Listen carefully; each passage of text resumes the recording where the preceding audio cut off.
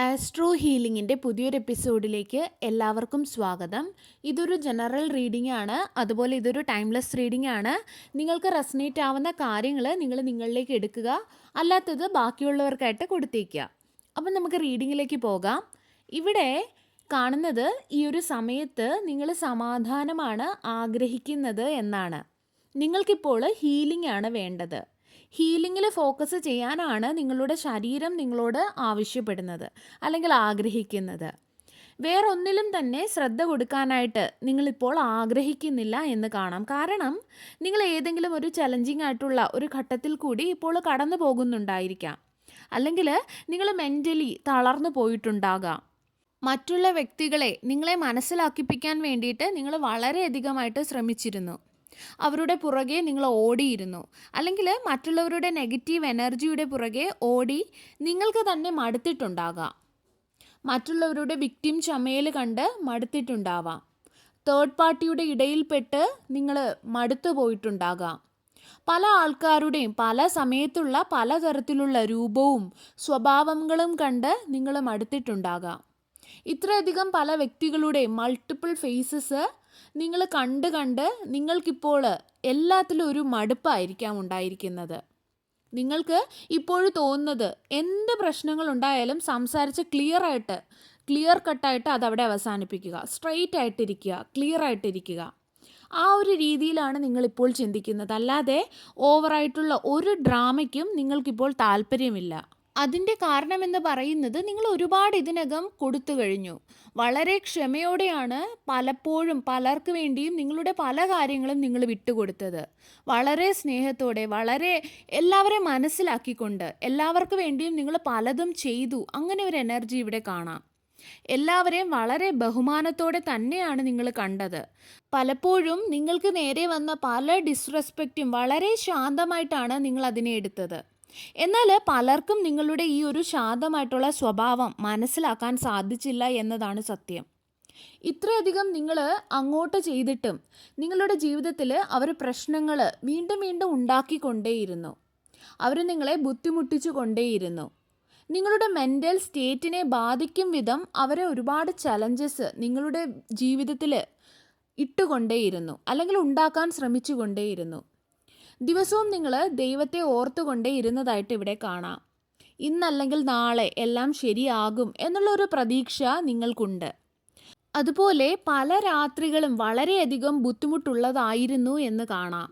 ഉറങ്ങാൻ പോലും കഴിയാതെ ഇരുന്ന പല രാത്രികളെ ഇവിടെ കാണാൻ സാധിക്കുന്നു. പലതരത്തിലുള്ള കുറ്റബോധം, സ്വയമുള്ള കുറ്റപ്പെടുത്തലുകൾ ഒക്കെയും നിങ്ങളുടെ മനസ്സിൽ വന്നു പോയതായി കാണാം. പലപ്പോഴും ഉറക്കം പോലും നഷ്ടപ്പെട്ടു പോയിരുന്നു. ഉത്കണ്ഠ ഉണ്ടായതായിട്ട് കാണാം.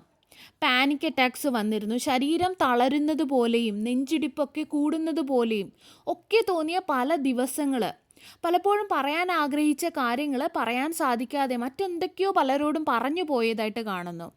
ആ ഒരു സമയങ്ങളിൽ നിങ്ങളുടെ ത്രോട്ട് ചക്ര ബ്ലോക്ക്ഡ് ആയിരുന്നു എന്ന് കാണാം. പക്ഷേ നിങ്ങളെ ആരും മനസ്സിലാക്കിയില്ല. അതായത് വീട്ടിൽ എന്തെങ്കിലുമൊക്കെ പ്രശ്നങ്ങൾ ഉണ്ടായാൽ പോലും നിങ്ങളുടെ മേലെ എല്ലാ കുറ്റങ്ങളും ഇടുന്നത് പോലെ, അല്ലെങ്കിൽ എല്ലാ പ്രശ്നങ്ങളെയും കാരണക്കാരി അല്ലെങ്കിൽ കാരണക്കാരൻ നിങ്ങളാണ് എന്നുള്ള രീതിയിൽ മറ്റുള്ളവർ വരുത്തുന്നത് പോലെയുള്ളൊരു എനർജി. ആരോ ഒരാൾ നിങ്ങളുടെ മേൽ ഡോമിനൻസ് കാണിക്കുന്നത് പോലെയാണ് ഇവിടെ കാണുന്നത്. അത് കാരണം നിങ്ങൾ പലപ്പോഴും കൺഫ്യൂഷനിൽ പോയിരുന്നു. അതായത് ഇനി ഞാനാണോ തെറ്റ്, അല്ലെങ്കിൽ ഞാനാണോ കുറ്റക്കാരൻ, എനിക്ക് എന്തെങ്കിലും കുഴപ്പമുണ്ടോ, ഈ ഒരു രീതിയിലുള്ള ചിന്തകൾ നിങ്ങളെ സംശയത്തിൽ ആഴ്ത്തിയതായി കാണാം. അതായത് വീട്ടിൽ എന്തെങ്കിലുമൊക്കെ പ്രശ്നം ഉണ്ടായാൽ നിങ്ങളെ ഒരു തേർഡ് പാർട്ടി ആയിട്ടുള്ളൊരു സിറ്റുവേഷനിൽ കൊണ്ടെത്തിക്കുന്ന രീതിയിൽ, അതായത് നിങ്ങൾ ഈ വീടിന് വേണ്ടി ഒന്നും കോൺട്രിബ്യൂട്ട് ചെയ്യുന്നില്ല, അല്ലെങ്കിൽ നിങ്ങൾ ഈ ഒരു കാര്യത്തിലൊന്നും ചെയ്യുന്നില്ല, നിങ്ങൾ ചെയ്യുന്നുണ്ടാവും പക്ഷേ എങ്കിലും അങ്ങനെയൊന്നും ചെയ്യുന്നില്ല, നിങ്ങളെ കൊണ്ടൊരു ഉപയോഗവും ഇല്ല, നിങ്ങളാണ് എല്ലാ പ്രശ്നത്തിനും കാരണം, ആ ഒരു രീതിയിലുള്ള. എന്നാൽ നിങ്ങൾക്ക് കഴിയുന്നതിലപ്പുറം കൊടുക്കുന്നുണ്ട്, അല്ലെങ്കിൽ ചെയ്യുന്നുണ്ട്. ഏതോ ഒരു വ്യക്തി നിങ്ങളെ വളരെയധികം ഡോമിനേറ്റ് ചെയ്യുന്നതായിട്ട്, അല്ലെങ്കിൽ നിങ്ങളുടെ മേൽ ഡോമിനൻസ് സ്ഥാപിക്കുന്നതായിട്ട്, നിങ്ങളെ മറ്റൊരാളുടെ മുൻപിൽ കുറ്റക്കാരനോ ഒക്കെ ആക്കാൻ ശ്രമിക്കുന്നതായിട്ടാണ് കാണുന്നത്. ഈ ഒരു രീതിയിലുള്ള സ്വഭാവമാണ് ഈ ഒരു വ്യക്തി അല്ലെങ്കിൽ ഈ ഒരു വ്യക്തികൾ നിങ്ങളോട് കാണിക്കുന്നത്.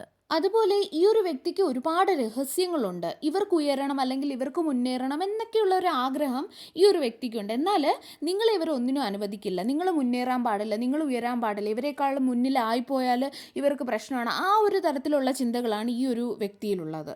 നിങ്ങൾ ജീവിക്കാൻ ഇവർ അനുവദിക്കില്ല. കാരണം നിങ്ങൾക്ക് ഇവർ സമാധാനമേ തരുന്നില്ല. പിന്നെ എങ്ങനെയാണ് നിങ്ങൾ ജീവിക്കാൻ അനുവദിക്കുന്നത്? നിങ്ങൾക്ക് എത്രയധികം സഹിക്കാൻ കഴിയുമോ അത്രയധികം നിങ്ങൾ ഇവരെ ടോളറേറ്റ് ചെയ്ത് കഴിഞ്ഞു. പക്ഷേ ഇപ്പോൾ നിങ്ങൾ ഇവരുടെ ഈ ഒരു ഡ്രാമയിലൊന്നും നിൽക്കാതെ നിങ്ങൾ മുന്നേറാനാണ് ആഗ്രഹിക്കുന്നത്, അല്ലെങ്കിൽ നിങ്ങൾ മുന്നേറുകയാണ്. നിങ്ങളുടെ ജീവിതത്തിൽ നിങ്ങൾ ഫോക്കസ് ചെയ്ത് നിങ്ങളുടെ ഹീലിങ്ങിലൊക്കെ ഫോക്കസ് ചെയ്ത് നിങ്ങൾ മുന്നേറുകയാണ്. അതെങ്ങനെ? അതായത് ഈ വ്യക്തികളിൽ നിന്നും നിങ്ങൾ മാറുകയാണ്. ഈ വ്യക്തികളെയൊക്കെ വിട്ട് നിങ്ങൾ മുന്നോട്ട് പോവുകയാണ്. കാരണം നിങ്ങൾ എത്ര തന്നെ ചെയ്തു കൊടുത്താലും അല്ലെങ്കിൽ എന്ത് തന്നെ ചെയ്തു കൊടുത്താലും നിങ്ങൾക്ക് ഒരു കാര്യം മനസ്സിലായത്, നിങ്ങളുടെ ഹൃദയം തന്നെ നിങ്ങൾ ഇവർക്ക് എടുത്തു കൊടുത്താലും ഈ വ്യക്തിക്ക് അല്ലെങ്കിൽ വ്യക്തികൾക്ക് അതിൽ യാതൊരു മാറ്റവും സംഭവിക്കാൻ പോകുന്നില്ല. അവർക്ക് ഒന്നും തന്നെ ഇല്ല. ആ ഒരു രീതിയാണ്. ഈ ഒരു ബന്ധങ്ങളുടെ ആ ഒരു ഇടയിൽ നിന്നും നിങ്ങൾ മുന്നേറുകയാണ് അല്ലെങ്കിൽ മുന്നോട്ട് പോവുകയാണ്. നിങ്ങളുടേതായിട്ടുള്ള ആ ഒരു പുതിയ ജേർണി, ആ ഒരു പുതിയ സ്വപ്നങ്ങൾ, ആ ഒരു കാര്യങ്ങൾക്കായിട്ട് നിങ്ങൾ തയ്യാറാവുകയാണ്. നിങ്ങളുടെ പുതിയ ജീവിതത്തിൽ ഒരുപാട് ഫോക്കസ് കൊടുക്കുകയാണ്. നിങ്ങളുടെ സ്ട്രെങ്ത്തിനെ മനസ്സിലാക്കിക്കൊണ്ട്, അതായത് നിങ്ങൾ എന്താണ് അല്ലെങ്കിൽ എങ്ങനെയാണ് ആവേണ്ടത്, എങ്ങനെ ആവാൻ പാടില്ല, ഇങ്ങനെയുള്ള കാര്യങ്ങളൊക്കെ മനസ്സിലാക്കിക്കൊണ്ട് നിങ്ങൾ മുന്നേറുകയാണ്. അതുപോലെ മറ്റൊരു കാര്യം ഇവിടെ കാണുന്നത് നിങ്ങളുടെ ലവ് ലൈഫുമായിട്ട് ബന്ധപ്പെട്ടാണ്. അതായത് നിങ്ങളുടെ ലവ് ലൈഫുമായിട്ട് ബന്ധപ്പെട്ട് ഒരു കോളോ അല്ലെങ്കിൽ ഒരു മെസ്സേജോ നിങ്ങൾക്ക് ലഭിച്ചേക്കാം. കമ്മ്യൂണിക്കേഷൻ ഇവിടെ ഉണ്ടാവുന്നതായിട്ട് കാണുന്നുണ്ട്. കാരണം നിങ്ങളുടെ കണക്ഷൻ പോസിറ്റീവായിട്ടാണ് എനിക്കിവിടെ കാണാൻ സാധിക്കുന്നത്.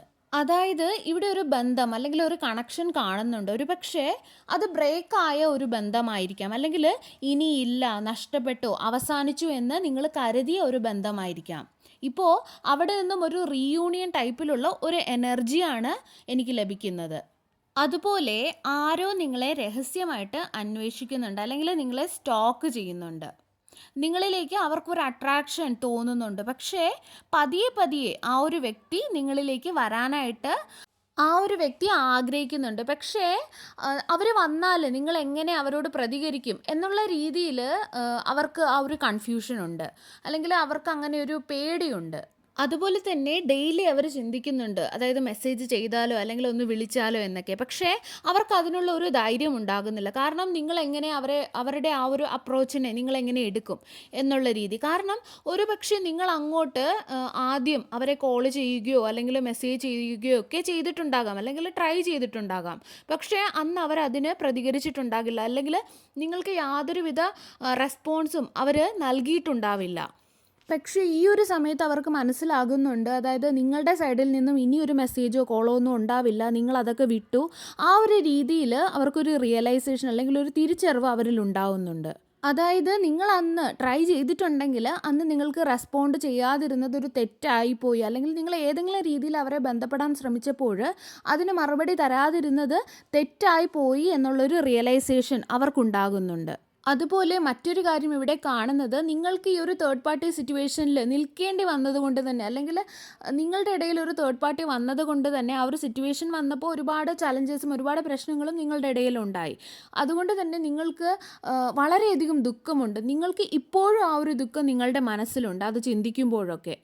ഇങ്ങനെയൊക്കെ ആണെങ്കിലും നിങ്ങളിപ്പോഴും മുന്നോട്ട് പോവുകയാണ്. കാരണം നിങ്ങൾക്കിവിടെ വ്യക്തമായിട്ട് കാണാൻ സാധിക്കും, ഇവരുടെ അടുത്തേക്ക് അല്ലെങ്കിൽ ഇവരുടെ കർമ്മ വരികയാണ്. കർമ്മ വരുന്ന ആ ഒരു രീതി എന്ന് പറയുന്നത് ഇവർക്കുള്ള അല്ലെങ്കിൽ ഇവരുടെ പ്രവർത്തികൾക്കുള്ള ഫലം കൊടുക്കുന്നത് ഭഗവാനാണ്. ഈശ്വരനിൽ നിന്നാണ് ഇവർക്കുള്ള ഈ ഒരു കർമ്മ വരുന്നത്. അതും വളരെ നല്ല രീതിയിൽ തന്നെ ഇവർക്കുള്ള ആ ഒരു കർമ്മ വരും. ഇവർക്ക് അതിൽ റിയലൈസേഷൻ ഉണ്ടാവുകയും ചെയ്യും. കാരണം ആദ്യമൊക്കെ നിങ്ങൾ ചിന്തിച്ചിരുന്നത് മറ്റുള്ളവർ എന്ത് വിചാരിക്കും, ഞാനിത് പറഞ്ഞാൽ അല്ലെങ്കിൽ ഞാൻ ബൗണ്ടറീസ് വെച്ചാൽ അല്ലെങ്കിൽ ഞാൻ നോ പറഞ്ഞാൽ മറ്റുള്ളവർ എന്ത് വിചാരിക്കും, അല്ലെങ്കിൽ എൻ്റെ അയൽക്കാരെന്ത് വിചാരിക്കും, നാട്ടുകാരെന്ത് വിചാരിക്കും, ബന്ധുക്കൾ എന്ത് വിചാരിക്കും, ആ ഒരു രീതിയിലൊക്കെയാണ് നിങ്ങൾ ചിന്തിച്ചിരുന്നത്. ആ ഒരു രീതിയിൽ ചിന്തിച്ച് അവരെന്ത് പറയും ഇവരെന്ത് പറയും, ആ ഒരു രീതിയിൽ ചിന്തിച്ച് നിങ്ങൾ നിങ്ങളുടെ ഒരുപാട് സമയം നിങ്ങൾ കളയുകയും ചെയ്തു. നിങ്ങൾക്ക് വേണ്ടി തന്നെ ഒരു സ്വന്തമായിട്ടൊരു സ്റ്റാൻഡ് എടുക്കാനായിട്ട് നിങ്ങൾക്ക് സാധിക്കുമായിരുന്നില്ല. കാരണം നിങ്ങളുടെ ചിന്ത ആ ഒരു രീതിയിലായിരുന്നു. ലോകം എന്ത് ചിന്തിക്കും, മറ്റുള്ളവർ എന്ത് ചിന്തിക്കും, ആ ഒരു രീതിയിലായിരുന്നു. നിങ്ങൾക്കൊരു സ്റ്റാൻഡ് ഇല്ലായിരുന്നു. നിങ്ങൾക്ക് എടുക്കണമെന്ന ആഗ്രഹമുണ്ടെങ്കിൽ പോലും പലപ്പോഴും നിങ്ങൾക്ക് പറ്റിയിരുന്നില്ല. പല സമയത്തും പലതും പറയണമെന്ന ആഗ്രഹം ഉണ്ടായിരുന്നു, പക്ഷെ പറയാൻ കഴിഞ്ഞിരുന്നില്ല. മുൻപ് പറഞ്ഞതുപോലെ ത്രോട്ട് ചക്ര ബ്ലോക്ക്ഡ് ആയിരുന്നു. അതുപോലെ പലതും ചെയ്യണമെന്ന ആഗ്രഹം ഉണ്ടായിരുന്നു, ചെയ്യാൻ കഴിഞ്ഞിരുന്നില്ല. ഇങ്ങനെയുള്ള സിറ്റുവേഷനിൽ എപ്പോഴും നമ്മൾ ചിന്തിക്കേണ്ട ഒരു കാര്യമെന്ന് പറയുന്നത്, മറ്റുള്ളവർ എന്ത് ചിന്തിക്കുമെന്ന് നമ്മൾ ചിന്തിച്ചുകൊണ്ടിരിക്കാൻ പാടില്ല, അല്ലെങ്കിൽ അത് നമ്മൾ ചിന്തിക്കാൻ പാടില്ല. നമ്മൾ ചെയ്യുന്നത്, നമ്മളുടെ ജോലി നമ്മൾ തന്നെ ചെയ്തേ പറ്റൂ, അവരുടെ ജോലി അവർ തന്നെ ചെയ്തേ പറ്റുള്ളൂ. നമ്മൾ നല്ല കർമ്മം ചെയ്താൽ നമുക്ക് നല്ലത് തന്നെ ചെയ്യും. അവർ ചെയ്യുന്ന ബാഡ് കർമ്മയ്ക്കുള്ള ഫലം അതവർക്ക് കിട്ടുകയും ചെയ്യും. നമ്മൾ ആരെയും സാറ്റിസ്ഫൈ ചെയ്യാൻ വേണ്ടിയിട്ട് നമ്മളുടെ എനർജി നഷ്ടപ്പെടുത്തേണ്ട ആവശ്യമില്ല. അല്ലെങ്കിൽ നമ്മളുടെ ആ ഒരു സെൽഫ് റെസ്പെക്റ്റ് അല്ലെങ്കിൽ സെൽഫ് വർത്ത്, നമ്മുടെ വിലയെ നമ്മൾ ഇടിച്ച് കുറച്ച് കാണിച്ചാൽ നാളെ അത് വേറൊരു രീതിയിൽ നമുക്ക് ദോഷമേ ഉണ്ടാവുള്ളൂ. നമ്മൾ അവരെ പ്രീതിപ്പെടുത്തിയത് കൊണ്ട് നമുക്കൊരു നന്മയും കിട്ടാൻ പോകുന്നില്ല. നമ്മൾ നമ്മളോട് തന്നെ പറയുന്നത് നീ ഇത്രേ വിലയുള്ളൂ, നിനക്ക് ഇത്രേ വിലയുള്ളൂ എന്നാണ്. നമ്മൾ നമ്മുടെ ബോഡിക്കും നമ്മുടെ മനസ്സിനും വില കുറച്ച് കാണിക്കുമ്പോൾ നമ്മുടെ എനർജി വെച്ചിട്ടാണ് നമ്മുടെ ബോഡി അല്ലെങ്കിൽ നമ്മുടെ മൈൻഡ്, നമ്മുടെ ഓപ്പർച്യൂണിറ്റീസ് എല്ലാം വർക്ക് ചെയ്യുന്നത്. നമുക്ക് അവസരങ്ങൾ കുറയും, നമുക്ക് നല്ല പാർട്ട്നേഴ്സ് അല്ലെങ്കിൽ നല്ലൊരു ലവ് ലൈഫ് അല്ലെങ്കിൽ നല്ല കാര്യങ്ങൾ നമുക്കെല്ലാം കുറയും. അപ്പോൾ അതുകൊണ്ട് എപ്പോഴും നമ്മൾ ചിന്തിക്കേണ്ടത് നമ്മുടെ നന്മ. അതൊരു സെൽഫിഷ് ആയിട്ടുള്ളൊരു തോട്ടല്ല. നമ്മൾ ആർക്കും യാതൊരുവിധ ഉപദ്രവവും ചെയ്യുന്നില്ലല്ലോ, പക്ഷേ അതുപോലെ നമ്മൾ നമ്മളെയും സ്നേഹിക്കുന്നുണ്ട്. അല്ലാതെ നമ്മുടെ വില മനസ്സിലാകാത്ത ഒരാൾക്ക് വേണ്ടിയിട്ട് നമ്മൾ എന്ത് ചെയ്തു കൊടുത്താലും അവരിൽ നിന്ന് നമുക്ക് ഒന്നും കിട്ടുകയില്ല, അവർക്ക് നമ്മളുടെ വില മനസ്സിലാവുകയില്ല, നമ്മൾ ആഗ്രഹിക്കുന്ന രീതിയിൽ അവർ നമ്മളോട് പെരുമാറുകയില്ല. അതുകൊണ്ട് നമ്മൾ ആഗ്രഹിക്കുന്ന രീതിയിൽ നമ്മളോട് മറ്റുള്ളവർ പെരുമാറണം എന്നുണ്ടെങ്കിൽ ആദ്യം നമുക്ക് വില കൊടുക്കണം. ഒരിക്കലും നമ്മളെ സ്നേഹിക്കുന്ന ഒരാൾ നമ്മളെ ഇൻസൾട്ട് ചെയ്യില്ല. നമുക്ക് തെറ്റ് വന്നാൽ അതങ്ങനെയല്ല ഇങ്ങനെയാണെന്ന് തിരുത്തി പറഞ്ഞു തന്നേക്കാം, പക്ഷെ അതൊരു ഇൻസൾട്ട് ആയിരിക്കില്ല. അത് നമ്മുടെ നന്മ ആഗ്രഹിച്ചുകൊണ്ടായിരിക്കും, അത് വേറെ. പക്ഷേ നമ്മളെ ഇൻസൾട്ട് ചെയ്യുക അല്ലെങ്കിൽ നമ്മളെ വില കുറച്ച് മറ്റുള്ളവരുടെ മുമ്പിൽ കാണിക്കുക, നമ്മളെ ഉപയോഗിക്കുക, നമ്മളെ ഫിനാൻഷ്യലി അബ്യൂസ് ചെയ്യുക, നമ്മളെ മെൻ്റലി അബ്യൂസ് ചെയ്യുക, ഫിസിക്കലി അബ്യൂസ് ചെയ്യുക, അങ്ങനെ ഒന്നും തന്നെ ചെയ്യില്ല. നമ്മളെ കൺട്രോൾ ചെയ്യില്ല നമ്മളെ സ്നേഹിക്കുന്നവർ. അങ്ങനെയല്ലാത്ത ആരെയും നമുക്ക് ആവശ്യവുമില്ല, അല്ലേ? കാരണം അങ്ങനെയുള്ള ആൾക്കാരെ നമ്മൾ പിടിച്ചു വെക്കാൻ ശ്രമിക്കുമ്പോൾ അല്ലെങ്കിൽ അവരുടെ പുറകെ ചെയ്ത് പോകുമ്പോൾ നമ്മൾ യഥാർത്ഥത്തിൽ നമ്മളോട് തന്നെ പറയുകയാണ് നിനക്ക് ഇത്രേ വിലയുള്ളൂ എന്ന് നമ്മളോട് തന്നെ പറയുകയാണ് ചെയ്യുന്നത്. അത് നമുക്കൊരിക്കലും നന്മ ഉണ്ടാക്കില്ല. അല്ലെങ്കിൽ നമ്മൾ എത്രയധികം അവരെ ആത്മാർത്ഥമായിട്ട് സ്നേഹിച്ചെന്ന് പറഞ്ഞാലും ഓപ്പോസിറ്റ് നിൽക്കുന്ന വ്യക്തിക്ക് അത് മനസ്സിലായില്ലെങ്കിൽ നമ്മൾ ചിന്തിക്കും നമ്മൾ നല്ല ആൾക്കാരല്ലേ, നമുക്ക് എന്തെങ്കിലും നന്മ വരും. ഇല്ല, അങ്ങനെയൊന്നും വരില്ല. ആ വില അറിയാത്ത വ്യക്തിയുടെ പുറകെ ചെയ്ത് പോയാൽ ഒരിക്കലും ഒരു നന്മയും വരില്ല. ആ വില അറിയുന്ന വ്യക്തികൾ നമ്മുടെ അടുത്തേക്ക് വരണമെങ്കിൽ നമ്മളെ റെസ്പെക്റ്റ് ചെയ്യണം, നമ്മളെ സ്നേഹിക്കണം, നമ്മളെ ഒരുപാട് സ്നേഹിക്കണം. നമ്മൾ എങ്ങനെയാണോ മറ്റുള്ളവരുടെ അടുത്തേക്ക് ചെയ്ത് ഓടുന്നത്, നമുക്ക് വില നൽകാത്ത ആൾക്കാരുടെ അടുത്ത് ചെയ്ത് ഓടുന്നത്, ആ രീതിയിൽ നമ്മളെ സ്നേഹിക്കണം, വളരെയധികം സ്നേഹിക്കണം. നമ്മൾ എന്താണോ ചെയ്യുന്നത് അതിനുള്ള ഫലം നമുക്ക് ലഭിക്കും. അതാണ് ലോ ഓഫ് കർമ്മയിൽ പറയുന്നത്. അതായത് നമ്മൾ നല്ലത് ചെയ്താൽ നമുക്ക് നല്ലത് ലഭിക്കും. അതുപോലെ നിങ്ങളോട് മോശമായിട്ട് ചെയ്ത വ്യക്തികൾക്കുള്ള ഫലം അവർക്കുള്ളത് കിട്ടുകയും ചെയ്യും. അത് വരുന്നത് ഡിവൈനിൽ നിന്നാണ്. അതുപോലെ നിങ്ങളെ വെറുക്കുന്ന അല്ലെങ്കിൽ നിങ്ങളോട് അസൂയുള്ള ഈ വ്യക്തികളല്ല നിങ്ങളെ ജഡ്ജ് ചെയ്യാൻ പോകുന്നത്. അവരൊരു പക്ഷേ മറ്റുള്ളവരുടെ മുമ്പിൽ നിങ്ങൾ അതാണ് ഇതാണെന്നൊക്കെ ജഡ്ജ് ചെയ്യുമായിരിക്കും, പക്ഷേ യഥാർത്ഥ ജഡ്ജ്മെൻറ്റ് വരുന്നത് അവരിൽ നിന്നല്ല, അത് വരുന്നത് ഡിവൈനിൽ നിന്നാണ്. ആ ജഡ്ജ്മെൻറ്റ് വരുന്നത് ഡിവൈനിൽ നിന്നാണ്, ആ ഒരു പവർഫുൾ ആയിട്ടുള്ള ആ ഒരു എനർജിയിൽ നിന്നാണ്. അവിടെ നിന്നും വരുന്ന ആ ഒരു ജഡ്ജ്മെൻറ്റ് എപ്പോഴും സത്യം തന്നെയായിരിക്കും, 1% പോലും തെറ്റായിരിക്കില്ല. കാരണം കർമ്മ എന്ന് പറയുന്നത് റിക്കോർഡഡ് ആണ്. നമ്മൾ ചെയ്യുന്ന ഓരോ പ്രവർത്തികളും റിക്കോർഡഡ് ആണ്. ഈവൻ നമ്മൾ ചിന്തിക്കുന്ന ചിന്തകൾ പോലും റിക്കോർഡഡ് ആണ്. അതിനുള്ളത് നമുക്ക് കിട്ടും. കാരണം നമ്മുടെ ഈ ഒരു യൂണിവേഴ്സ് വർക്ക് ചെയ്യുന്നത് തന്നെ എനർജിയുടെ ബേസിലാണ്, അല്ലേ? അതുകൊണ്ട് തന്നെ നിങ്ങൾ ഇങ്ങനെയുള്ള വ്യക്തികളെ ചിന്തിച്ച് അല്ലെങ്കിൽ മറ്റുള്ളവർ എന്ത് ചിന്തിക്കും എന്നൊക്കെ ചിന്തിച്ച് നിങ്ങൾ മുന്നോട്ട് പോയാൽ നിങ്ങൾ ഒരിക്കലും നിങ്ങൾ ഉദ്ദേശിക്കുന്ന ആ ഒരു സ്ഥലത്തെത്തില്ല. എപ്പോഴും ചിന്തിക്കേണ്ടത് ഈ ഒരു കാര്യമാണ്. അതായത് ഞാൻ ചെയ്യുന്ന കർമ്മത്തിൻ്റെ ഫലം എനിക്കുള്ളതാണ്. എനിക്കെതിരെയോ അല്ലെങ്കിൽ മറ്റാർക്കും എതിരെയോ ചെയ്യുന്ന വ്യക്തികൾക്കുള്ള കർമ്മത്തിൻ്റെ ഫലം അവർക്ക് തന്നെയാണ്. കാരണം നിങ്ങൾ എവിടെ നിൽക്കുന്നു അല്ലെങ്കിൽ എവിടെ നിൽക്കുന്നില്ല, എന്ത് ചെയ്യുന്നു, എന്ത് ചെയ്യുന്നില്ല, ഇതെല്ലാം ഭഗവാൻ കാണുന്നുണ്ട്. ലോകം അല്ലെങ്കിൽ മറ്റുള്ളവരെ എന്ത് പറയാനാണ്? ഒന്നുമില്ല. ഇന്ന് ചിലപ്പോൾ നിങ്ങളുടെ സ്ഥിതി മോശമായിരിക്കാം, പക്ഷെ നാളെ നിങ്ങളുടെ സ്ഥിതി ഇങ്ങനെ ആവണമെന്നില്ല. വളരെ നല്ല ഒരു പൊസിഷനിൽ നിങ്ങളെത്താം. നിങ്ങളുടെ അടുത്ത് പിന്നെ നല്ല കാര്യങ്ങളായിരിക്കാം നടക്കുന്നത്. നിങ്ങൾക്ക് ചുറ്റും നിങ്ങൾക്കിഷ്ടപ്പെട്ട കാര്യങ്ങളായിരിക്കും, അല്ലെങ്കിൽ നിങ്ങൾ ആഗ്രഹിച്ചിരുന്ന കാര്യങ്ങളായിരിക്കാം നിങ്ങൾക്ക് ചുറ്റും നടക്കുന്നത്. അന്ന് നിങ്ങളെ കുറ്റം പറഞ്ഞ അതേ വ്യക്തികൾ തന്നെ നിങ്ങൾ വിജയിക്കുന്ന സമയത്ത് നിങ്ങളുടെ മുൻപിൽ വന്ന് നിങ്ങളുടെ കൂടെ നിൽക്കും. അത് ചെയ്തത് ശരിയായി, നീ ആയിരുന്നു ശരി എന്ന് പറയാം. അതുകൊണ്ട് മറ്റുള്ളവരെ ഓർത്ത് ചിന്തിക്കേണ്ട യാതൊരു ആവശ്യവും ഇല്ല. നമ്മൾ നമ്മളുടെ ജീവിതത്തിൽ വ്യക്തികളെ നോക്കാതെ ഓരോ വ്യക്തിയും ഓരോ എനർജി ആയിട്ട് കണ്ട് നമ്മൾ കാര്യങ്ങൾ ചെയ്യുകയാണെങ്കിൽ നമുക്ക് എളുപ്പമായിരിക്കും. അതായത് നമുക്ക് നല്ലത് ചെയ്യുന്ന വ്യക്തികൾ നമുക്ക് പോസിറ്റീവായിട്ടുള്ള എനർജി ആയിട്ടും, നമുക്ക് മോശമായിട്ട് അല്ലെങ്കിൽ നമ്മളെ ഇൻസൾട്ട് ചെയ്യുന്ന, നമുക്ക് നന്മ ആഗ്രഹിക്കാത്ത വ്യക്തികളെ നെഗറ്റീവായിട്ടും കണ്ടാൽ തീരാവുന്ന പ്രശ്നമേ ഉള്ളൂ. ഒരു എനർജിയുടെ ബേസിൽ നമ്മൾ കണ്ട് കാര്യങ്ങൾ ചെയ്താൽ അല്ലെങ്കിൽ മറ്റുള്ളവരോട് ഇടപെട്ടാൽ, ഒഴിഞ്ഞു മാറിയാൽ തീരാവുന്ന പ്രശ്നമേ നമ്മുടെ ജീവിതത്തിലുള്ളൂ. കാരണം നമ്മൾ അങ്ങനെ ഒഴിഞ്ഞു മാറുമ്പോൾ നമ്മൾ ഡിസ്റെസ്പെക്റ്റ് സഹിക്കില്ല. നമ്മൾ വില കൊടുക്കും, നമ്മൾ നമ്മളെ സ്നേഹിക്കും. ആ ഒരു സമയത്ത് നമ്മൾ ആഗ്രഹിക്കുന്ന രീതിയിലുള്ള സമ്പത്ത്, അവസരങ്ങൾ എല്ലാം നമ്മളിലേക്ക് വന്നു ചേരും.